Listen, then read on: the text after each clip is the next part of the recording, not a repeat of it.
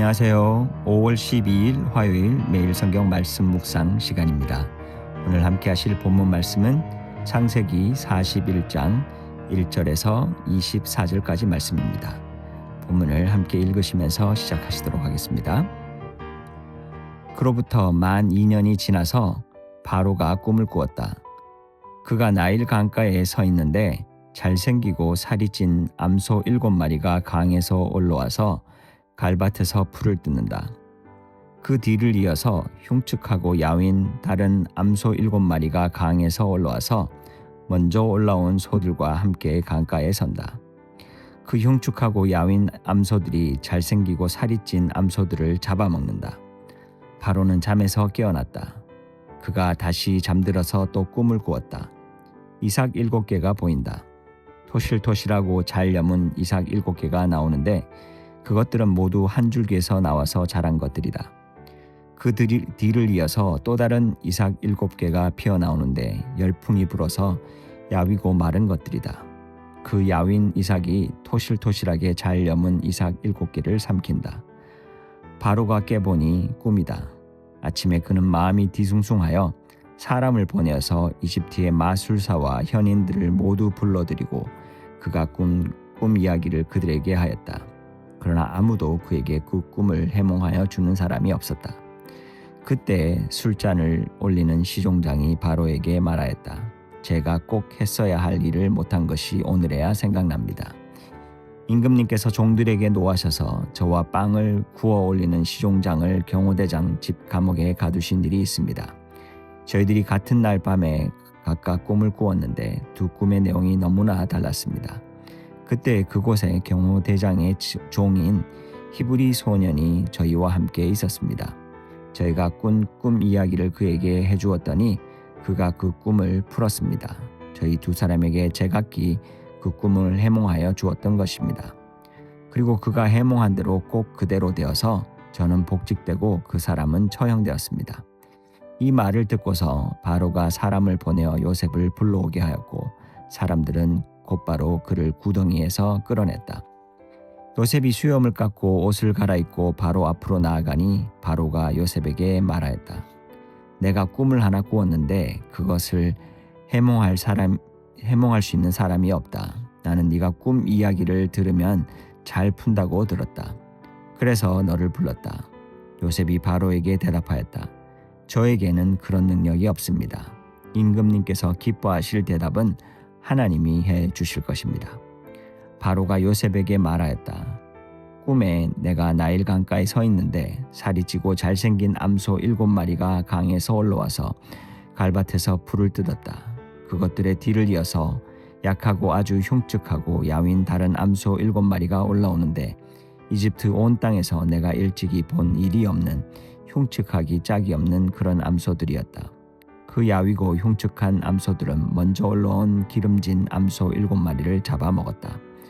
흉측한 암소들은 살이 찐 암소들을 잡아먹었는데도 여전히 굶은 암소처럼 흉측하였다. 그리고는 내가 깨어났다. 내가 또다시 꿈에 보니 한 줄기에서 자란 이삭 7개가 있는데 잘 여물고 실한 것들이었다. 그것들의 뒤를 이어서 다른 이삭 7개가 피어나오는데 열풍이 불어서 시들고 야위고 마른 것들이었다. 그 야윈 이삭이 잘 여문 7 이삭을 삼켜버렸다. 내가 이 꿈 이야기를 마술사와 현인들에게 들려주었지만 아무도 나에게 그 꿈을 해몽해 주지 못하였다. 그로부터 만 2년이 지나서 이렇게 오늘 본문이 시작됩니다. 그런데 이 짧은 문장을 그냥 지나치면 안 될 것 같습니다. 여기에는 성경이 차마 다 말하지 않은 삶의 무게가 담겨 있습니다. 40장의 마지막은 이렇게 끝났습니다. 그러나 술잔을 올리는 시종장은 요셉을 기억하지 못하였다. 그는 요셉을 잊고 있었다. 곧 풀려날 수도 있다는 신랄 같은 희망이 끊기는 순간이었습니다. 그리고 우리가 읽을 때는 단 한 절의 시간이지만 실제 성경은 이 2년 동안 일어난 일에 대해 아무 말도 하지 않습니다. 그래서 그 침묵이 오히려 더 무겁게 느껴집니다. 억울하게 감옥에 갇힌 요셉의 입장에서 그 2년은 단순한 시간이 아니었을 것입니다. 희망이 보였다가 다시 사라진 직후의 2년이었습니다. 그건 달력의 시간이 아니라 끝이 보이지 않는 터널 속에서 느끼는 아마도 영원 같은 시간이었을 것입니다. 여기에서 더 주목해야 할 것이 하나 있습니다. 39장까지만 해도 반복해서 등장하던 문장이 하나 있었습니다. 주님께서 요셉과 함께 계셔서 요셉이 하는 일마다 잘 되도록 주님께서 돌보신다. 그런데 40장과 41장 초반, 그 가장 혹독한 시간 동안에 이 문장은 단 한 번도 등장을 하지 않고 있습니다. 하나님이 함께 계신다는 그 확신마저 사라진 것처럼 느껴지는 시간. 하는 일마다 잘 된다는 그 은혜가 효력을 잃어버린 것 같은 시간. 하나님도 사람도 모두 다 자신을 잊어버린 것 같은 꽉 찬 침묵의 시간들입니다. 혹시 지금 그런 시간들을 보내고 있지는 않으십니까? 그 고요한 침묵 속에서 하나님은 어디 계셨을까요? 술잔을 올리는 시종장이 요셉을 잃어버린 것인지 아니면 자신의 정치적 이익을 위해 모른 척한 것인지 성경은 정확하게 말하지 않습니다. 하지만 중요한 것은 따로 있습니다. 모든 사람이 그를 잊은 순간에도 하나님은 결코 잊지 않으셨다라는 것입니다. 그 증거가 바로 오늘 41장의 첫 문장입니다. 그로부터 만 2년이 지나서 바로가 꿈을 꾸었다. 여기에 하나님이라는 단어는 없습니다. 그런데 그 하나님이라는 단어가 없는 이 문장이 오히려 더 선명하게 하나님의 손을 가리키고 있는 것처럼 보입니다. 요셉과 전혀 상관없어 보이는 이집트의 왕의 꿈 하나가 2년의 침묵을 깨고 개인과 민족의 역사를 움직이기 시작한 것입니다. 당시의 이집트는 꿈을 매우 진지하게 여기는 문화였습니다. 신이 꿈을 통해서 계시를 준다고 믿었었기에 전문적인 해몽가들이 왕의 핵심 측근으로 일하고 있었습니다. 그런데 8절은 이렇게 말합니다. 아무도 그에게 그 꿈을 해몽하여 주는 사람이 없었다라고. 해몽 자체가 불가능했던 것인지 아니면 그들이 한 해몽이 바로의 마음에 들지 않았던 것인지 아니면 흉한 해석을 권력자 앞에서 얘기할 수 있는 용기가 없었던 것인지 우리는 알 수가 없습니다. 그러나 분명한 것은 이 모든 상황을 하나님이 사용하고 계신다라는 것입니다. 드디어 9절에서 술잔을 올리는 시종장의 기억이 돌아옵니다. 그리고 14절에 이 장면이 등장을 합니다. 요셉이 구덩이에서 끌려 올려져 오는 장면입니다. 여기서 성경은 아주 섬세한 단어 선택을 하고 있습니다. 이 구덩이를 히브리어로 보르라고 합니다. 그런데 이 단어는 37장에서 형들이 요셉을 상인들에게 팔기 전에 그를 던져 넣었던 바로 그 구덩이에도 똑같이 쓰인 단어입니다. 우연이 아닌 것처럼 보입니다. 형들이 밀어넣은 그 구덩이에서 이제 바로가 그를 건져 올린 것처럼 보이게 하려는 문학적 장치처럼 보입니다. 그런데 성경이 진짜 하고 싶은 말은 이것입니다. 요셉을 구덩이에 빠뜨린 것도 그리고 건져 올린 것도 사람이 아니라 하나님이시라는 것입니다.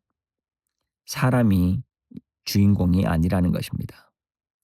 하나님이라는 단어는 없어도 그리고 함께 하신다는 표현이 없어도 이 이야기 전체가 하나님의 임재를 더 강렬하게 말하고 있습니다. 그리고 그 하나님의 이름을 직접 꺼낸 사람이 바로 요셉 자신입니다. 당시 세계 최고의 권력자인 바로 앞에서 최고의 전문가들도 해석하지 못한 그 꿈 앞에서 요셉은 이렇게 말합니다. 저에게는 그런 능력이 없습니다. 임금님께서 기뻐하실 대답은 하나님이 해 주실 것입니다. 이것이 구덩이를 지나온 사람의 고백입니다. 억울함도 기다림도 잊혀짐도 다 통과해온 사람의 언어입니다. 두려움이 없습니다. 과장도 없습니다. 그냥 담담하고 분명하게 하나님을 말하고 있습니다. 이것이 어쩌면 하나님의 인재가 한 사람 안에서 만들어내는 힘이 아닐까 생각하게 됩니다. 우리는 이 요셉 이야기를 들을 때 종종 특정한 방향으로 읽고 싶어 합니다. 지금은 힘들지만 요셉처럼 언젠가는 반드시 높은 자리에 오를 것이다 라는 방향으로 말이죠. 그 메시지가 위로가 되었던 적도 분명히 있습니다. 하지만 하나님과 이 이야기를 기록한 성경 저자가 정말 하고 싶었던 말이 바로 그것이었을까요? 한번 멈추고 물어보아야 할 것입니다.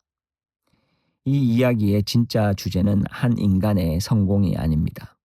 내가 참고 잘 견디면 결국 내가 원하는 자리에 올라간다는 보상의 이야기가 아닙니다.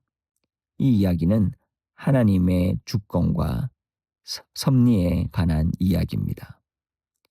요셉이 어떤 구덩이에 있던 어떤 시간대를 통과하고 있던 하나님은 그 안에서 일하고 계신다는 이야기입니다. 우리는 광야를 지날 때 광야 끝에 있는 약속의 땅만 바라보려 합니다. 물론 그 약속이 우리를 버티게 하는 힘이 됩니다. 하지만 광야 안에서 함께 하시는 하나님을 놓쳐버리면 약속의 땅에 도착했을 때 하나님은 없고 나만 남게 됩니다. 하나님의 침묵처럼 느껴지는 그 시간에도 하나님은 일하고 계십니다. 모든 사람이 나를 잊은 것 같은 그 시간에도 하나님은 잊지 않고 계시다라는 겁니다. 요셉과 전혀 상관없어 보이는 바로의 꿈 하나가 역사를 바꾼 것처럼 지금 이 순간에도 우리가 보지 못하는 곳에서 하나님은 움직이고 계십니다. 오늘 내가 있는 그 구덩이 안에서도 함께 하시는 하나님을 바라볼 수 있었으면 합니다. 이어서 17절에서 24절까지는 바로가 요셉 앞에서 자신의 꿈을 처음부터 다시 이야기합니다. 우리가 이미 읽은 그 꿈들입니다. 히브리 문학에서 이런 반복을 흔하게 볼 수 있는데 이러한 반복은 낭비가 아닙니다. 요셉이 내일 본문인 32절에 직접 말하듯 꿈을 2번이나 거듭 꾸신 것은 하나님이 이 일을 하시기로 이미 결정하시고 그 일을 꼭 그대로 하시겠다라는 것에 대한 확정의 신호입니다. 우리의 일상도 별반 다르지 않을 때가 있습니다. 같은 상황이 반복될 때, 같은 말씀이 또 눈에 들어올 때, 같은 감정이 다시 돌아올 때, 우리는 종종 또 이거야라고 지나칠 수 있습니다. 하지만 어쩌면 그 반복이야말로 하나님이 우리에게 말씀하시는 방식일 수 있습니다. 반복되는 이 고통이, 그리고 반복되는 이 기다림이, 반복되는 그 말씀이 어쩌면 하나님의 가장 선명한 음성일 수 있다라는 것입니다. 구덩이의 시간도, 침묵의 2년도, 잊혀진 날들도 단 하나도 하나님 앞에서는 낭비된 것이 없습니다. 하나님은 반복을 통해 확정하시고 침묵을 통해 준비하시며 기다림을 통해 우리를 빚어 가십니다. 오늘도 그런 하나님을 만나시는 하루가 되기를 소망하며 함께 기도하시겠습니다. 하나님 아버지, 오늘도 보이지 않는 시간 속에서도 일하시는 하나님을 보게 하시니 감사합니다. 희망이 끊긴 듯한 침묵의 자리에서도 저희들을 잊지 않으시고 보이지 않는 손길로 역사를 움직이시는 하나님을 계속해서 바라보게 하여 주시옵소서.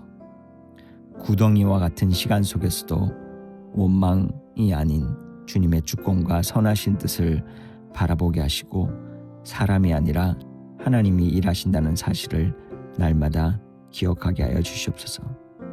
기다림과 반복 속에서 낙심하지 않게 하시고 그 모든 시간이 주님의 계획 안에 있음을 깨닫게 하시며 오늘도 어떤 자리에서든 하나님을 고백하는 믿음을 허락하여 주시옵소서. 그렇게 하실 하나님을 기대하고 찬양하며 예수님 이름으로 기도합니다.